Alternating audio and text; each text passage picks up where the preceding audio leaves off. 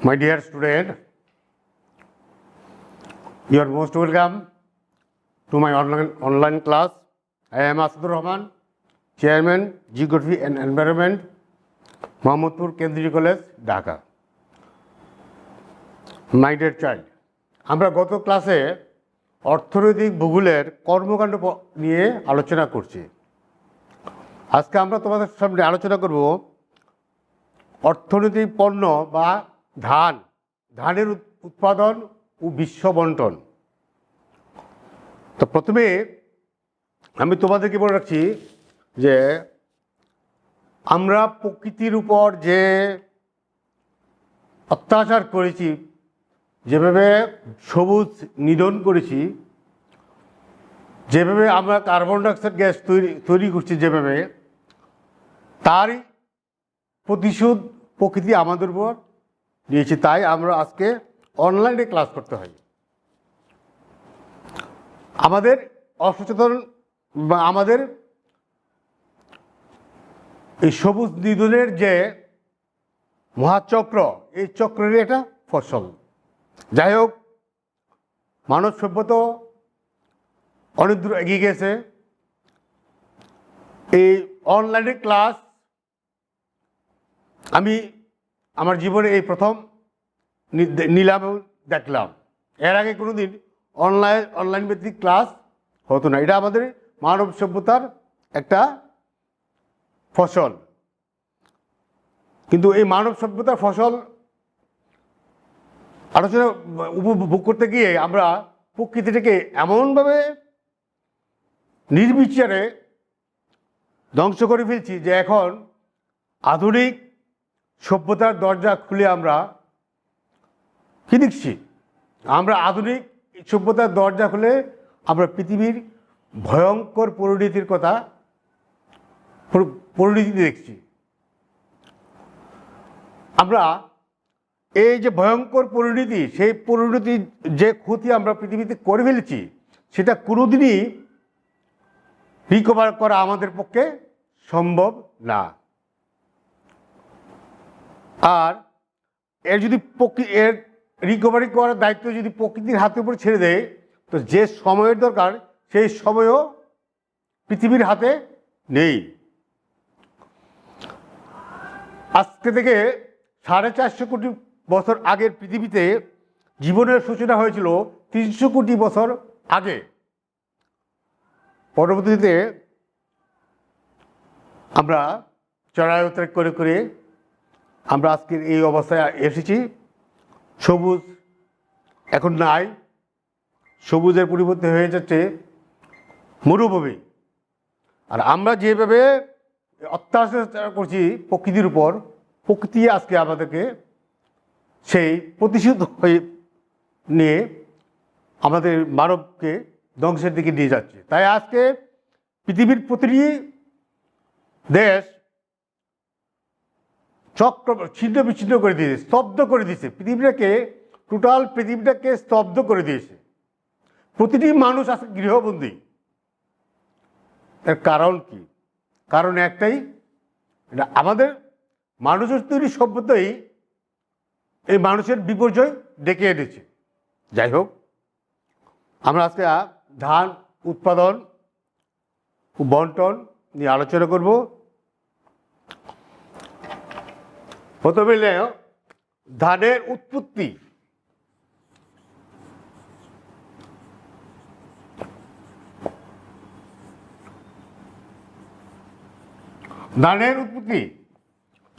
ধানের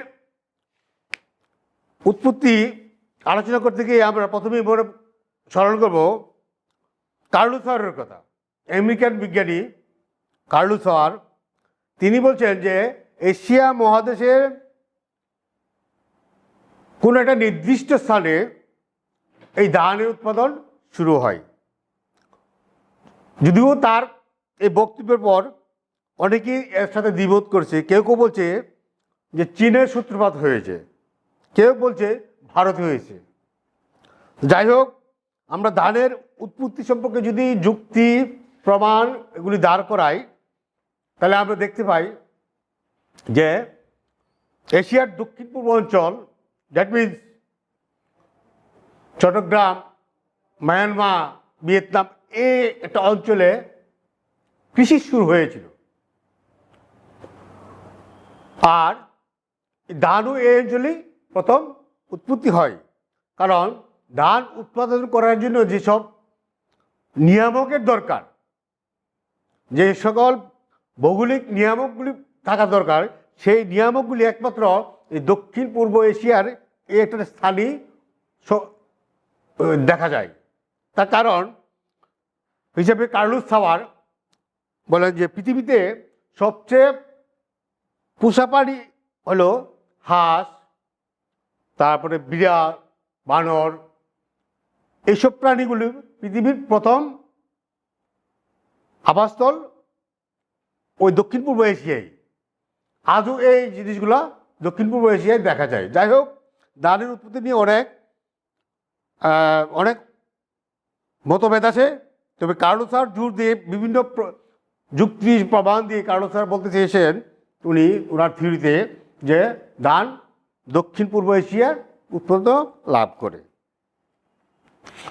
এখন আমরা ধানের শ্রেণী বিভাগ আলোচনা করব।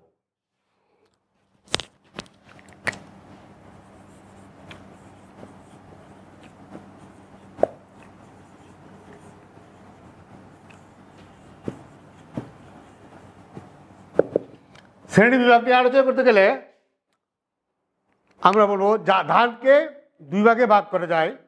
একটা হলো জাপানিকা, একটা হলো ইন্ডিকা। এই জাপানিকা যে ধানটা, সেই ধানটা জাপান, উত্তর কোরিয়া, দক্ষিণ কোরিয়া এবং চীনে উৎপাদিত হয়। আর ইন্ডিকা যে জাতের যে ধান, সেই ধান বাংলাদেশ, ইন্ডিয়া, মায়ানমার, ভিয়েতনাম আর ওদিকে শ্রীলঙ্কায় উৎপত্তি হয় বা চাষ করা হয়। তো আমরা ঋতুভিত্তিক যদি ধানকে আমরা শ্রেণী বিভাগ করতে যাই, তাহলে প্রথমে আমরা পাবো আউশ, আমন, বোরো, এই তিনটি ধান আমাদের দেশে উৎপত্তি হয়। এখন আমরা ধান চাষের জন্য কী কী নিয়ামক দরকার, সেই নিয়ামকগুলো যদি উপস্থিত থাকে সেখানে ধান উৎপাদিত হবে বেশি। যেমন ধানের উৎপাদনের জন্য প্রথমেই দরকার হলো বৃষ্টিপাত। বৃষ্টিপাত যদি গড়ে বৃষ্টিপাত যদি বার্ষিক বৃষ্টিপাত যদি 100 থেকে 250 মিলি সেন্টিমিটার বৃষ্টি হয়, ওই এলাকায় ধান উৎপাদন ভালো হবে। অর্থাৎ যে এলাকায় 100 থেকে 250 সেন্টিমিটার বৃষ্টিপাত হয়, ওই এলাকায় ধান উৎপাদনটা বেশি হবে এবং ধান উৎপাদিতও হবে। তাপমাত্রা ধান চাষের জন্য 18 থেকে 27 ডিগ্রি সেলসিয়াস তাপমাত্রার প্রয়োজন। আর পৃথিবীতে এই তাপমাত্রা যে এলাকায় আছে, ওই এলাকায় ধান উৎপাদন বেশি হবে। মাটির উপর নির্ভর করে ধান উৎপাদন, যে নদী উপত্যকার পলি মাটি ধান উৎপাদনের জন্য আদর্শ স্থান। আর ভূপ্রকৃতি সাধারণত সমতল মাটি, সমতল ভূমি ধান উৎপাদনের জন্য আদর্শ স্থান। কারণ শুধু সমতল হলে হবে না, সমতল অথচ কিছুটা ঢালু। কারণ বৃষ্টি হবে, কিন্তু বৃষ্টিটা একদিন বা 2 দিন থাকবে, তারপর পানিটা সরে যাবে। কিন্তু বৃষ্টির পানিটা যদি সবসময় লেগে থাকে, তাহলে ধান উৎপাদিত হবে না। তারপরে আমরা নদ নদী অবস্থানের উপর নির্ভর করে ধান। নদ নদী, যে এলাকায় নদ নদী আছে সেই এলাকায় এই নদ নদী থেকে সেচের মাধ্যমে ধান উৎপাদন করে এবং ওই এলাকায় ধান উৎপাদন বেশি হয়। অবশ্য বর্তমানে যে এলাকায় নদী নেই, এই আধুনিক সভ্যতা বা প্রযুক্তি ডিপ টিউবওয়েলের মাধ্যমে ধানের শেষ করে ধান উৎপাদন করে থাকে। আর অর্থনৈতিক যে নিয়ামকগুলি, অর্থনৈতিক নিয়ামকগুলোর মধ্যে আছে মূলধন। কারণ ধান উৎপাদন করতে গেলে মূলধনের অবশ্যই প্রয়োজন।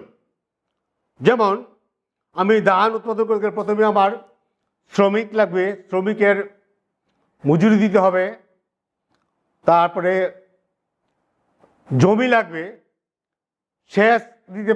সেচ দিতে হবে, ওষুধ দিতে হবে, কীটনাশক দিতে হবে, তাহলে ধান উৎপাদন ভালো হবে। আর যে দেশে মূলধনের প্রাচুর্য আছে বেশি, সেই দেশে ধান উৎপাদন বেশি হয়। শ্রমিক একটা ধান উৎপাদনের জন্য একটা গুরুত্বপূর্ণ উপাদান। কারণ শ্রমিকের উপর নির্ভর করছে ধান উৎপাদন। শ্রমিক যদি দক্ষ না হয়,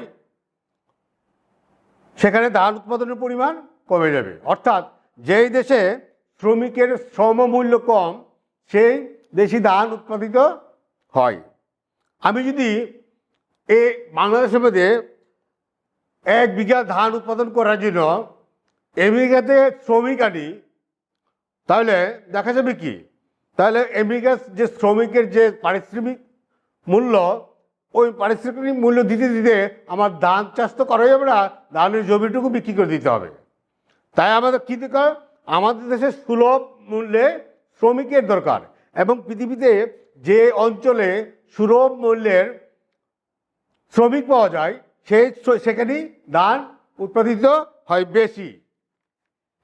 বাজার, ধান উৎপাদিত হওয়ার জন্য আরেকটা নিয়ামক হলো বাজার। যদি ধান উৎপাদন করার পর এই বাজারে না যেতে পারে, বাজার সৃষ্টি না হয়, তাহলে যারা ধান উৎপাদন করে সেই ধান বিক্রি করতে পারবে না।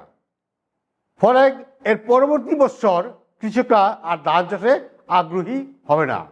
তাই ধান উৎপাদনের জন্য বাজার একটা অন্যতম নিয়ামক। পরিবহন ব্যবস্থা, ধান উৎপাদনের জন্য পরিবহন ব্যবস্থা অনেক বড় নিয়ামক।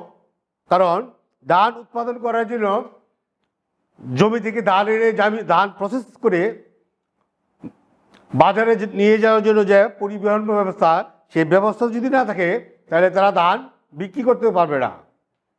এই জন্য পরিবহন ব্যবস্থা যে এলাকায় ভালো, সেই এলাকায় ধান উৎপাদিত হয় বেশি।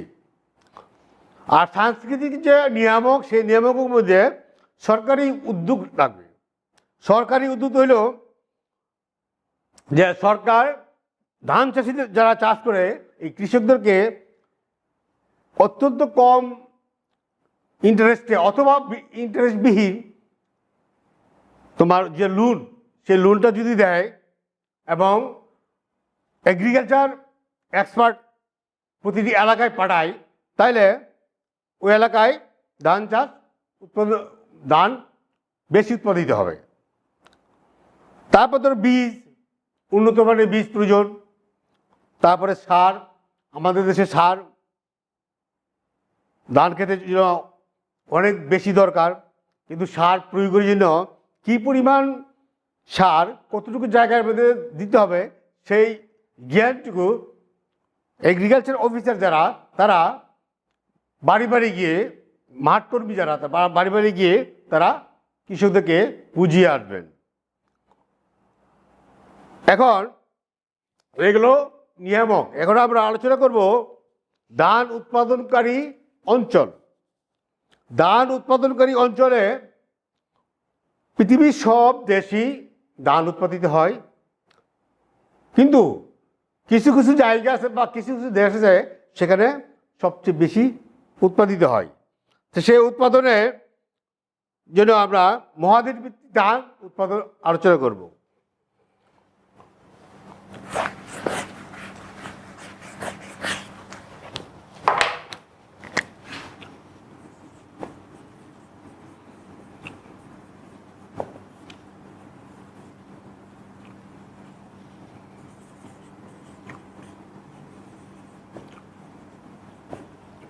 মহাদেশ ভিত্তিক ধান উৎপাদন আলোচনা করলে আমরা একটা তোমার মানচিত্রের মাধ্যমে আমরা দেখাতে পারি।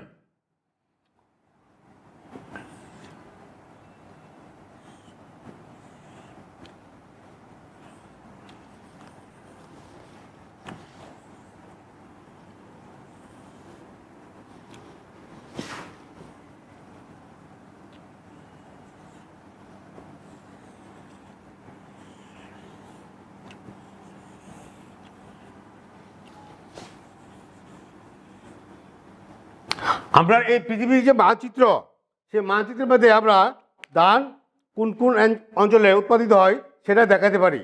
যেমন ধান উৎপাদনকারী দেশ হিসেবে চীন বিশ্বের প্রধান। চীনে ধান উৎপাদিত হয়।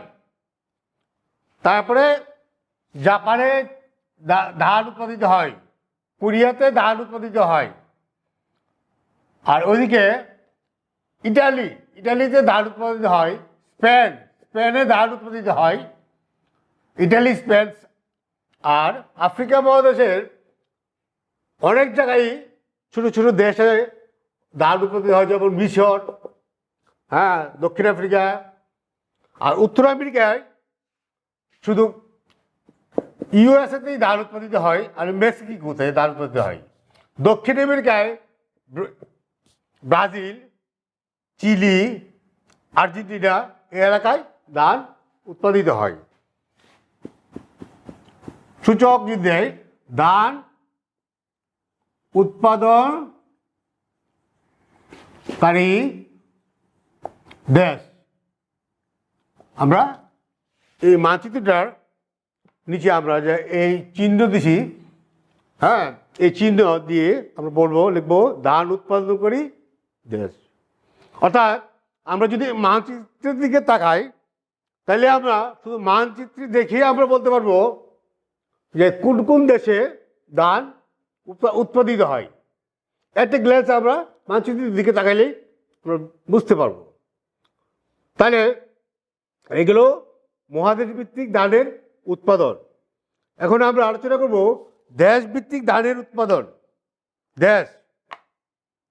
দেশভিত্তিক ধানের উৎপাদন আলোচনা করতে গেলে আমরা দেখব যে চীন সারা বিশ্বের প্রথম ধান উৎপাদনকারী দেশ হিসেবে প্রথম। চীনে মোট ধান উৎপাদিত হয় 1,43,00,000 মেট্রিক টন। চীনের প্রায় সব জায়গায় ধান উৎপাদিত হয়। তার মধ্যে মধ্য এশিয়া, সিকিয়াং, তারপরে তারপরে দক্ষিণ পূর্ব উপকূলভূমি, সেচুয়ান, এই অঞ্চলে প্রচুর পরিমাণে ধান উৎপাদিত হয়। আমরা যদি দ্বিতীয় স্থানে যাই, তাহলে আমরা ভারতে ধান উৎপাদনে ভারত বিশ্বে দ্বিতীয়। ভারতে মোট উৎপাদনের প্রায় 21.80% ধান ভারতে উৎপাদিত হয়।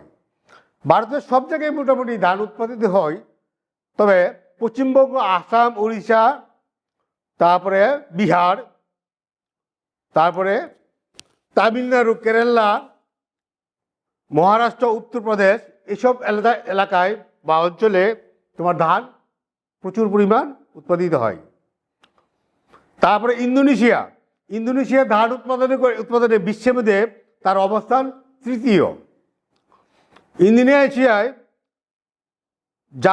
সুমাত্রা, জাভা, তারপরে সুলাওয়েসি প্রভৃতি দ্বীপপুঞ্জে ধান অনেক উৎপাদিত হয়।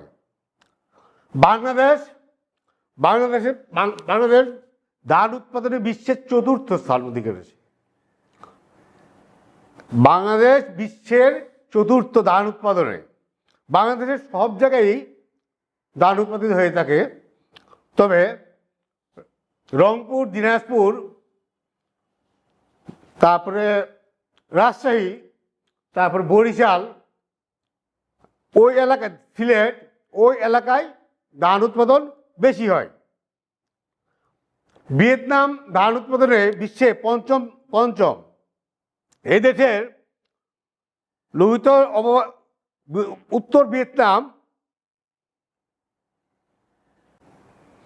উত্তর ভিয়েতনাম এবং দক্ষিণ ভিয়েতনামের মেকং নদীর অববাহিকায় ধান চাষ হয়ে থাকে। তো এবার আমরা তাছাড়া অনেক দেশই হয়, যেমন থাইল্যান্ড, মায়ানমার, ফিলিপাইন, ব্রাজিল, যুক্তরাষ্ট্র, জাপান, এগুলোতেও ধান উৎপাদিত হয়।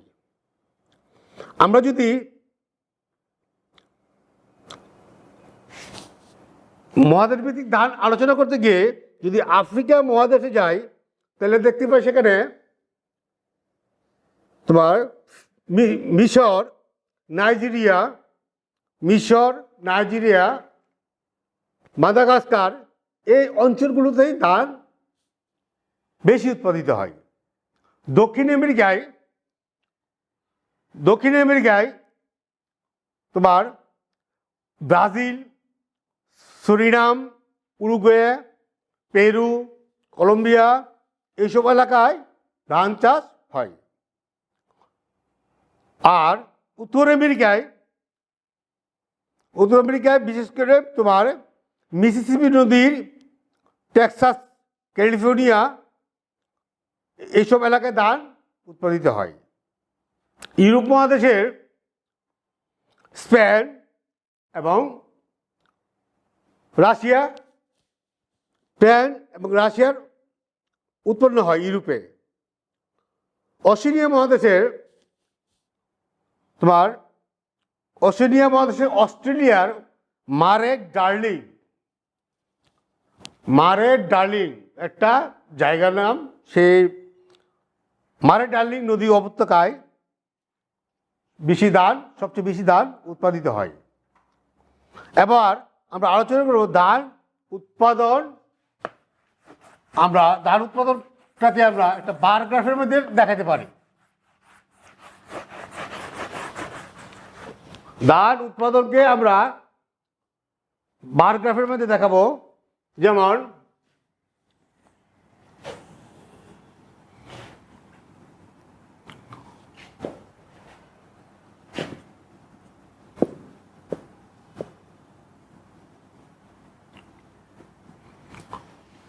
এটা হলো 1000 মেট্রিক টন হিসেবে আমরা আলোচনা করব।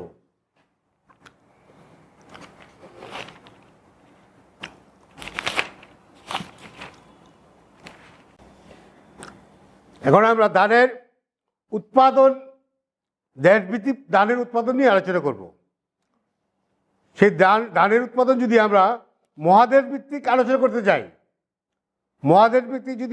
করতে যাই, তাহলে আমরা দেখতে পাই যে এশিয়া মহাদেশ 87% ধান উৎপাদন করে। 87 এখানে পর্যন্ত 87% ধান উৎপন্ন করে এশিয়া মহাদেশ। তারপরে দক্ষিণ আমেরিকা এরা করে 3.52%। দক্ষিণ আমেরিকায় 3.12 হইল দক্ষিণ আমেরিকা। তারপরে হলো আফ্রিকা করে 3.28%।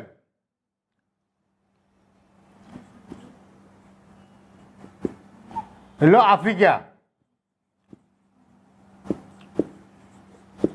তারপরে তোমার উত্তর আমেরিকা করে 3.28%। উত্তর আমেরিকা। তারপর আমরা ইউরোপে ধান উৎপাদন করে তোমার 1.50% ইউরোপ। এখানে আমরা নিচে লিখব ধান উৎপাদনের বার গ্রাফ। এখন আমরা ধানের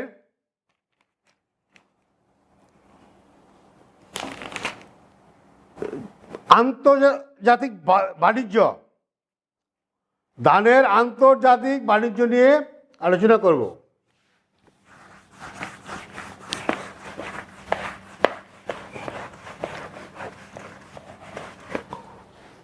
আন্তর্জাতিক বাণিজ্য হলে আমদানিকারক দেশ এবং রপ্তানিকারক দেশ, এখানে আমরা আলোচনা করব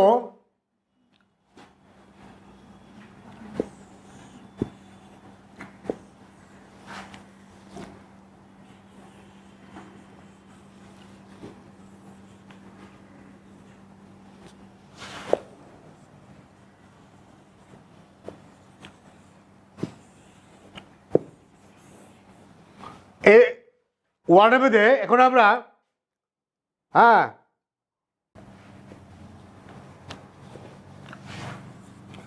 ধানের আন্তর্জাতিক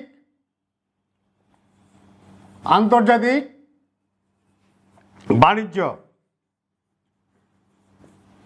সে আন্তর্জাতিক বাণিজ্যটা কি? আমদানিকারক দেশ এবং রপ্তানিকারক দেশ আমরা আলোচনা করব। আমদানিকারক দেশের মধ্যে হলো থাইল্যান্ড, ভিয়েতনাম,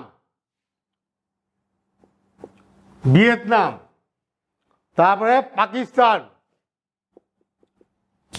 তারপরে ভারত,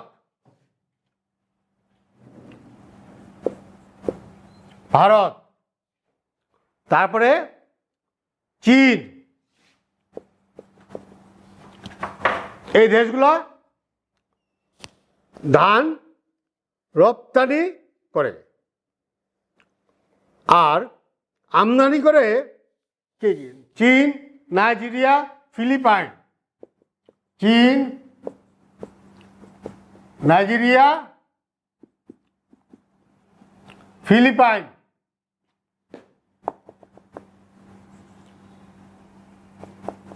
চীন, নাইজেরিয়া, ফিলিপাইন, তারপরে ইরান, ইরাক।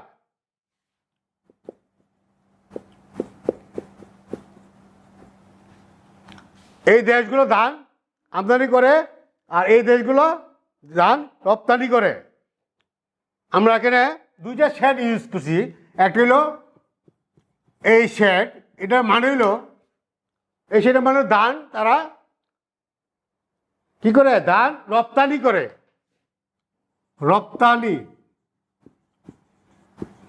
রপ্তানিকারক দেশ।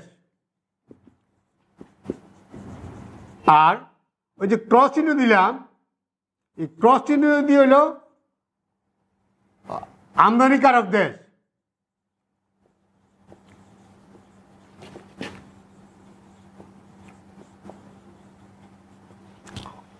আমদানিকারক দেশ। তাহলে আমরা এই আলোচনা থেকে বুঝতে পারছি যে কোন দেশ কি পরিমাণে ধান উৎপন্ন করে এবং কারা কারা আমদানি করে, কারা কারা রপ্তানি করে। আমরা পরিশেষে এইটুকু বলবো যে বর্তমান বিশ্বে যে মহামারী চলছে, সেই মহামারীতে টিকে থাকতে হলে আমাদের যাতে খাদ্য ঘাটতি, খাদ্য সংকট না হয়, তাহলে আমরা বেঁচে থাকার আমরা একটা উপাদান পাবো। আর যদি আমাদের অবহেলায় বা না বোঝার কারণে যদি ধান উৎপাদন না করি বা ধান উৎপাদন কম হয়ে যায়, তাহলে সেই সংকট আমাদেরকেই ফেস করতে হবে, আমাদেরকেই না খাই থাকতে হবে। তা আমরা প্রত্যেকটি দেশ আমরা ধান উৎপাদনে আগ্রহী করার জন্য বিশেষ করে ভূগোল ও পরিবেশের ছাত্ররা সেই উদ্যোগ গ্রহণ করতে হবে। কারণ এই পরিবেশের যে বিপন্নতা, পরিবেশের যে ভয়ঙ্কর অবস্থা, পরিবেশের যে নগ্ন রূপ আমরা দেখতে পাচ্ছি, সেটা পরিবেশ ও ভূগোলের ছাত্রছাত্রীরা আগায় আসতে হবে, মানুষকে সচেতন করার জন্য। যাই হোক, আজকে এই ক্লাসে তোমাদেরকে এই ক্লাস অত্যন্ত গুরুত্বপূর্ণ, কারণ এটা প্রশ্নপত্রের মধ্যে প্রায়ই আসে। তো যাই হোক, আগামী ক্লাসে আমি অন্য একটা চ্যাপ্টার নিয়ে আলোচনা করবো। তোমরা ভালো থাকো, ঘরে থাকো, সুস্থ থাকো। Thank you.